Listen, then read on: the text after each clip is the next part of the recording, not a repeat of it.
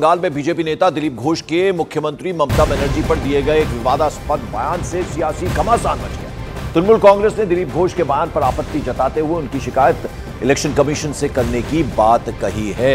तो ममता बनर्जी पर जो दिलीप घोष ने बयान दिया था उसको लेकर अब बवाल मच रहा है। तृणमूल कांग्रेस ने अब इस पर आपत्ति जताते हुए चुनाव आयोग से उनकी शिकायत करने की बात की गई है। तो दिलीप घोष ने जो बयान दिया था उसके बाद सियासत पूरी तरह से गर्मा गई है और अब तृणमूल कांग्रेस की तरफ से कहा जा रहा है कि वो दिलीप घोष की शिकायत इलेक्शन कमीशन के सामने करेंगे। दीदी की गोवाते बोले गोवार में त्रिपुरा में बाप तो ठीक करो।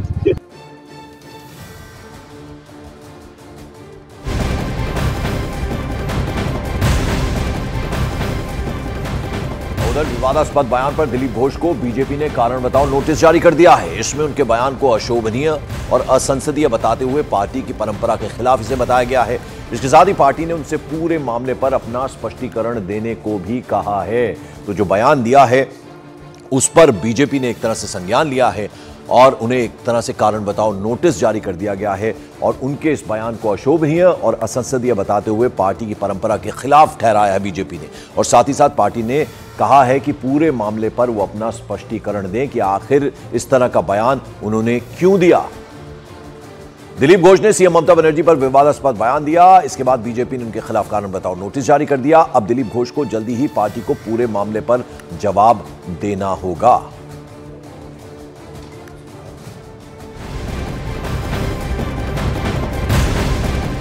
और बंगाल के बाद अब मॉर्निंग प्राइम में बिहार में मचे सियासी बवाल की बात करते हैं। सूत्रों के हवाले से खबर है कि आरजेडी और कांग्रेस के बीच सीट शेयरिंग पर लगभग सहमति बन गई है और खबर है कि कांग्रेस बिहार में 9 सीटों पर चुनावी मैदान में उतरेगी और जल्दी ही कैंडिडेट्स के नामों की घोषणा भी हो सकती है। लेकिन उससे पहले सीट बंटवारे पर आरजेडी और कांग्रेस के बीच एक अहम बैठक आज होनी है जिसमें सीट शेयरिंग पर फाइनल मोहर लग सकती है। लालू प्रसाद यादव अपने पूरे परिवार के साथ दिल्ली थे। तमाम जो बड़े नेता हैं कांग्रेस के उनसे मुलाकात की बात थी। अब ऐसा लगता है कि जो सीट फॉर्मूला है, सीट शेयरिंग का फॉर्मूला जो है उस पर मोहर लग सकती है, यानी कांग्रेस और आरजेडी के बीच बात बनती नजर आ रही है। और वहीं एक दिन पहले हुई बैठक के बाद तेजस्वी यादव ने भी साफ कर दिया कि लेफ्ट, कांग्रेस और आरजेडी मिलकर चुनाव लड़ेंगे और उन सभी के बीच लगभग सहमति बन गई है। इतना ही नहीं, तेजस्वी यादव का यहां तक कहना है कि सभी को सम्मानजनक सीटें मिली हैं। यह कहना है तेजस्वी यादव का। तो तेजस्वी यादव ने साफ ये ऐलान कर दिया कि लेफ्ट, आरजेडी और कांग्रेस सीट शेयरिंग का फॉर्मूला तय हो गया है। जैसे कि आपको मालूम है 2 दिन पहले लालू प्रसाद यादव अपने पूरे परिवार के साथ दिल्ली आए थे कांग्रेस के शीर्ष नेतृत्व से मुलाकात भी करने के लिए। तो हम लोगों में अंडरस्टैंडिंग लगभग जो है बन चुकी है ना। और एक आध दिन में जो है सारी चीजें हम आपको बता मोरली वी आर अग्रीड। हम लोग अग्रीड हो गए हैं कि लेफ्ट पार्टियां, कांग्रेस पार्टी, आरजेडी पार्टी मिलकर के आगामी चुनाव साथ लड़ेगी और सीटों की जहां तक बात है सबको सम्मानजनक सीटें जो है मिल रही हैं और जल्द ही इसका ऐलान जो है हम लोग पटना चल करके।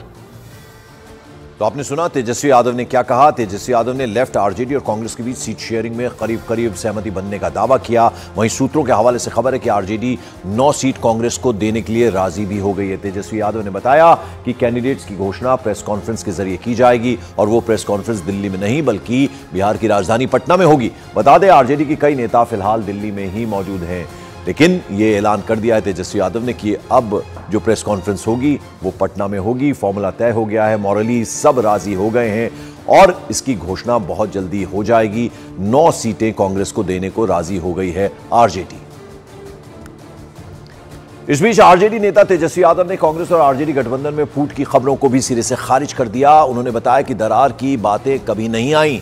तेजस्वी यादव और कांग्रेस नेता अखिलेश प्रसाद ने एक दिन पहले हुई बैठक के बारे में इंफॉर्मेशन भी दी कि जल्द ही जल्द उम्मीदवारों के नामों की घोषणा भी कर दी जाएगी। कभी भी हम लोगों में किसी भी चीज को लेकर के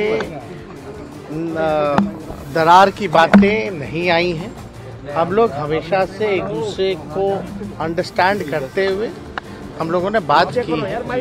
अब सब लोगों का मेन एजेंडा है कि बीजेपी को हम लोग रोकेंगे और उत्तर भारत में बिहार आता है तो हम इतना जरूर कह सकते हैं कि बिहार जो है चौंकाने वाला रिजल्ट देगा।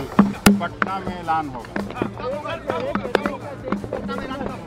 पटना में ऐलान 2 दिन के बाद हो जाएगा। कल एक और मीटिंग है, इस पे फिर डिलिब्रेट करके सीट वाइज ले करके फिर हम लोग पटना में ऐलान। और हमारे वरिष्ठ सहयोगी अरुण सिंह हमारे साथ जुड़ रहे हैं। अरुण, जब बड़े नेता अखिलेश प्रसाद को हमने सुना और तेजस्वी यादव को सुना, जब ये बयान दे देते हैं तो कम से कम क्लैरिटी आती है, सब कुछ ठीक है, घोषणा हम प्रेस कॉन्फ्रेंस करेंगे, दिल्ली में नहीं पटना में जाकर करेंगे, ये कह दिया तेजस्वी यादव। देखिए पंकज, तेजस्वी यादव ने इतना तो कह दिया कि गठबंधन हो गया है, सीटों की संख्या निर्धारित हो गई, लेकिन एक पेच जो फंसा है उस पर आज फिर बैठक होनी है। वो पेच सीटों पर है। जैसे औरंगाबाद सीट निखिल कुमार के लिए मांग रही है कांग्रेस, वहां से नहीं देना चाहते लालू, वहां से किसी कुशवाहा को लड़ाना चाहते, उनको सिंबल भी दे दिया। इसके अलावा बेगूसराय की सीट है जहां से कन्हैया कुमार पिछली बार चुनाव लड़े थे, कांग्रेस मांग रही है।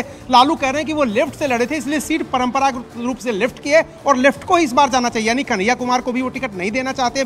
पूर्णिया का मामला सबसे ज्यादा फंसा है, पप्पू यादव जी पूरी पार्टी मर्ज कर गई कांग्रेस के साथ जी। तो पूर्णिया में चाहते हैं, लालू यादव कह रहे हैं कि नहीं, पूर्णिया में बीमा भारती जिनको उन्होंने शामिल कराया है उनको वो देंगे टिकट, वहाँ जेडीयू से एमएलए रही हैं, वो पार्टी में शामिल हुई आरजेडी में। तो पूर्णिया पर मामला फंसा हुआ है। इसके अलावा मीरा कुमार सासाराम सुरक्षित सीट है, वहां से लड़ती रही हैं। अब उनके चूंकि बेटे ओबीसी में हैं, वो सासाराम से नहीं लड़ सकते, उनके पिता ओबीसी थे, इसलिए सासाराम से नहीं लड़ सकते। उनके लिए वो काराकट सीट मांग रही हैं, वो देने के लिए लालू तैयार नहीं है। तो कई जगहों पर अभी पेच फंसा हुआ है। ऐसा नहीं है कि एकदम स्मूथ उसकी घोषणा अगर होनी होती तो आज ही हो जाती, लेकिन कौन सी सीट कौन व्यक्ति लड़ेगा, किस पार्टी को जाएगी, इस पर भी लेके पेच फंसा हुआ है। कई उम्मीदवार हैं जो लालू की पसंद के नहीं है। तेजस्वी और कन्हैया कुमार दोनों की राइवलरी जो है बिहार की राजनीति में जगजाहिर है। कोई नहीं जानता कि तेजस्वी यादव एक समय जो बहुत करीब कहा जाता था कि कन्हैया कुमार उनके यहाँ, बाद में क्यों दूरी हो गई। तो बहुत सारे ऐसे समीकरण हैं जो सियासी रूप से वहाँ फिट नहीं बैठ रहे हैं,